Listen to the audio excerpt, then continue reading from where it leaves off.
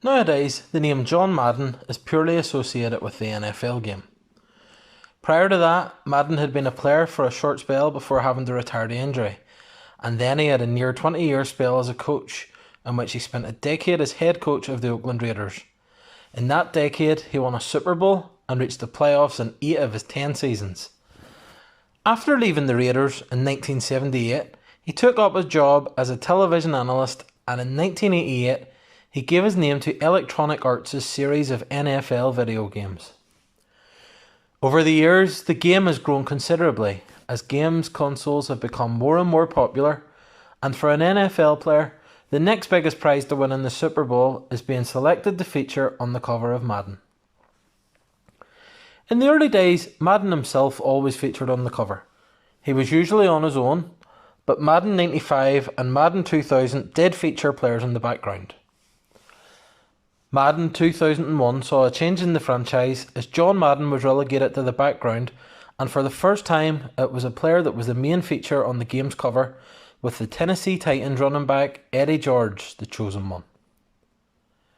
George was born in Philadelphia and performed well in high school, which earned him a place at Ohio State University. He played a bit-part role in his freshman and sophomore years, but still managed 8 touchdowns and 399 yards from 79 carries before earning the starting spot in his junior year. He had a good junior year, but it was his performances as a senior that really thrust him into the spotlight. 1,927 yards and 24 touchdowns on the ground, with a further 417 yards and another touchdown through the air, put him among the best in the country, and he was rewarded by winning the Heisman Trophy in 1995. George entered the draft in 1996 and was selected 14th overall by the Houston Oilers. He played 1 season in Houston, in which he won Rookie of the Year, before the franchise moved to Tennessee. In each of his 3 seasons with the Oilers, he ran for around 1,300 yards per season.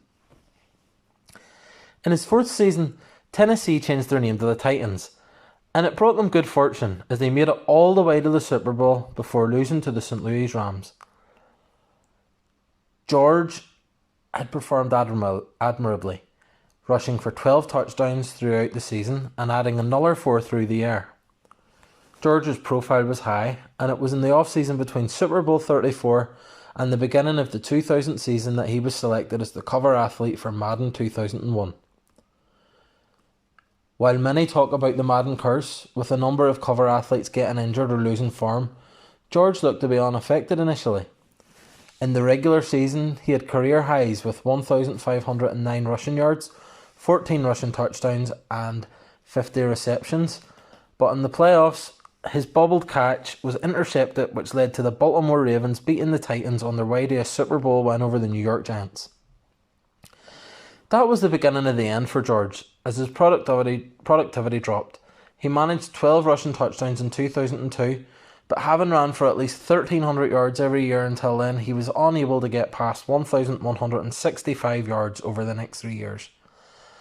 After the 2003 season, George decided to leave the Titans due to a salary dispute and signed for the Dallas Cowboys. He was never able to recapture his early form, and after running for 432 yards and 4 touchdowns, he left and never played in the NFL again. His number 27 shirt has been retired at both Ohio State and the Tennessee Titans, and unsurprisingly, as a Heisman Trophy winner, he is in the College Football Hall of Fame. He is yet to make it into the NFL Hall of Fame, despite being eligible for a decade. He has never made it beyond the first round of voting, and it looks unlikely that he ever will at this stage.